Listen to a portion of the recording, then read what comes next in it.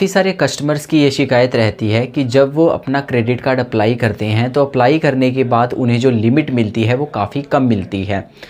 ऐसा क्यों होता है और इसका क्या सल्यूशन है, आज इसी वीडियो में इसी के बारे में हम चर्चा करने वाले हैं। तो सबसे पहले बात करते हैं लोएस्ट लिमिट की। लोएस्ट लिमिट क्या होती है और ये कितनी तक होती है।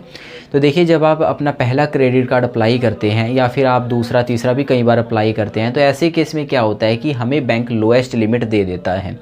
लोएस्ट लिमिट क्यों मिलती है इसके बारे में बाद में बात करेंगे। तो लोएस्ट लिमिट होती क्या है वो मैं आपको बता देता हूँ। लोएस्ट लिमिट का मतलब ये है कि जब आपने कार्ड अप्लाई किया तो जो आपको लिमिट मिली वो आपको एक मिनिमम लिमिट बैंक दे देता है। मिनिमम लिमिट से मतलब है कि 10 या 15 हज़ार की लिमिट आपको दे दी जाती है। ये लिमिट आपके लिए सही साबित नहीं होती है, क्योंकि जब हमें एक बैंक 10 हज़ार की लिमिट प्रोवाइड करता है तब हम उससे मान लीजिए कि 10 हज़ार का ही खर्चा कर लेंगे, तो ऐसे में जो हमारा यूटिलाइजेशन रेशो है वो बढ़ जाएगा और वो रेशो बढ़ने से हमारा जो क्रेडिट स्कोर है वो नेगेटिव तरीके से इम्पैक्ट करेगा। तो इससे बचने का सबसे अच्छा तरीका यही है कि जब आप बैंक से क्रेडिट कार्ड अप्लाई करें तो आपकी भी कोशिश रहनी चाहिए कि जो आपको लिमिट मिले वो आपको एक अच्छी लिमिट मिले। अच्छी लिमिट 40 हज़ार से ऊपर एक अच्छी लिमिट मानी जाती है। इतनी तो मेरे ख्याल से एक क्रेडिट कार्ड पर आपको मिलनी चाहिए, ताकि अगर आप उसको यूज़ भी करें तो एटलीस्ट आप 30% तक आप उसको यूटिलाइज़ करके अच्छी तरह से यूज़ कर पाएँ और जो क्रेडिट कार्ड का पूरा फ़ायदा है वो आप ले सकें। तो ये था एक लोएस्ट लिमिट के बारे में कि क्रेडिट कार्ड की लोएस्ट लिमिट होती क्या है। अब ये हमें क्यों दी जाती है, तो देखिए, जैसे मैं अपनी ही बात कर लेता हूँ यहाँ पर। जैसे मेरे पास Flipkart Axis bank credit card है, उस पर मुझे जब मैंने वो कार्ड लिया था तो मुझे 15 हज़ार की जो लिमिट है वो मिली थी। 15 हज़ार की लिमिट काफ़ी कम लिमिट है, क्योंकि अगर हम इसको 30% भी यूज़ करते हैं तो मेरे ख्याल से 4-4.5 हज़ार ही मैं इसको यूज़ कर पाऊँगा, और 30% से अगर ज़्यादा यूज़ करेंगे भी तो हमारा जो क्रेडिट स्कोर है वो नेगेटिव तरीके से इम्पैक्ट करेगा। तो इस तरह से जो हमें लिमिट दी गई थी, मुझे लिमिट दी गई थी वो 15 हज़ार दी गई थी, जो कि काफ़ी कम लिमिट थी। तो ऐसे केस में आपके साथ भी शायद ऐसा केस होता होगा, क्योंकि Flipkart Axis bank credit card में ये काफ़ी देखने को मिलता है। बाकी क्रेडिट कार्ड में भी ऐसा होता है, जैसे Kotak league platinum credit card में भी मुझे 15 हज़ार की लिमिट मिली थी, और लोएस्ट लिमिट काफ़ी और क्रेडिट कार्ड्स पर भी आपको दी जाती है।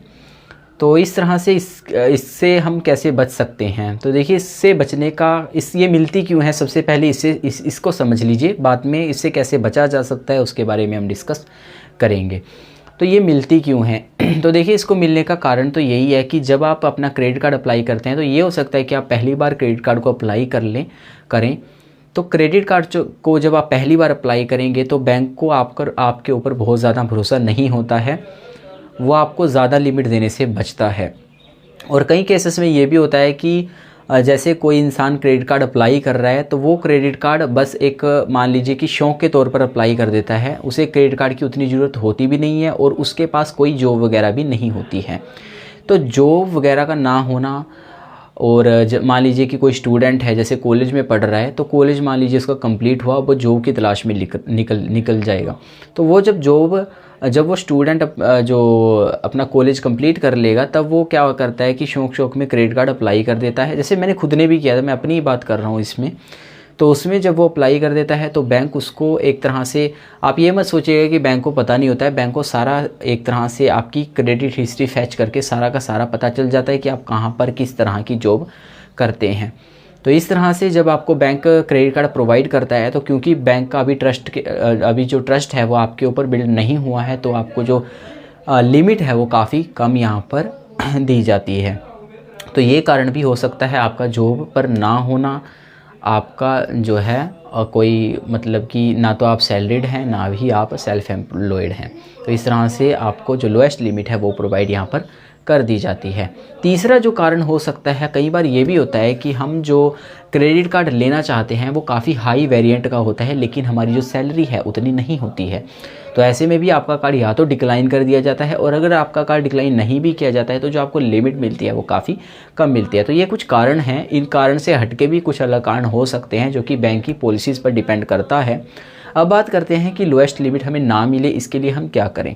तो देखिए, लोएस्ट लिमिट आपको ना मिले तो इसके लिए मच बेटर है कि आप तभी कार्ड अप्लाई करें जब आपको सच में उसकी ज़रूरत हो।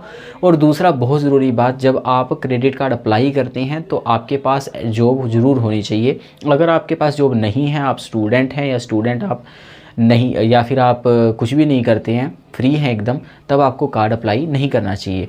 दूसरा ये है कि जब आप कार्ड अप्लाई करते हैं तो आप कोशिश कीजिए कि जिस बैंक को आप यूज़ कर रहे हैं उसी बैंक का कार्ड आपको अप्लाई करना चाहिए। कई बार क्या होता है कि हम मान लीजिए कोटक महिंद्रा बैंक के कस्टमर होते हैं लेकिन हमें एक्सिस बैंक का क्रेडिट कार्ड चाहिए होता है, तो ऐसे केस में भी लोएस्ट लिमिट आपको प्रोवाइड कर दी जाती है। तो आपको उसी कार्ड को अप्लाई कीजिए जहाँ जिस बैंक को आप यूज़ कर रहे हैं। लेकिन अगर आप अप्लाई करना भी चाहते हैं तो मेक श्योर कर लीजिएगा कि आप किसी प्रोफेशन में हो, आप या तो जॉब करते हो या फिर आप सैलरीड पर्सन हो, मतलब या फिर आप सेल्फ एम्प्लॉयड पर्सन हो।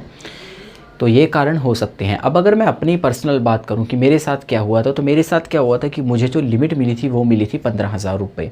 15,000 रुपये जब मुझे लिमिट मिली थी तो मैंने 6 महीने के बाद कस्टमर केयर को कहा कि जो लिमिट मुझे दी गई है बहुत कम दी गई है। कस्टमर केयर ने उस टाइम तो यही कहा था कि अभी आपके कार्ड पर अवेलेबल जो ऑफ़र है ऐसा नहीं है, लेकिन 1 से 2 महीने के अंदर मुझे जो लिमिट इंक्रीज़ का ऑफ़र है वो मिल गया था। तो आप ये कर सकते हैं कि आप या तो कस्टमर केयर से कांटेक्ट कीजिए, या फिर आप अगर सैलरीड हो चुके हैं, मान लीजिए आपको जब कार्ड मिला था तब आप सैलरीड नहीं थे या सेल्फ एम्प्लॉयड नहीं थे, लेकिन करंट में आप हैं, तो आप वो जो आप इनकम बेस जो इनकम प्रूफ होगा आपके पास उसके बेस पर भी आप लिमिट इंक्रीज़ यहाँ पर करवा सकते हैं।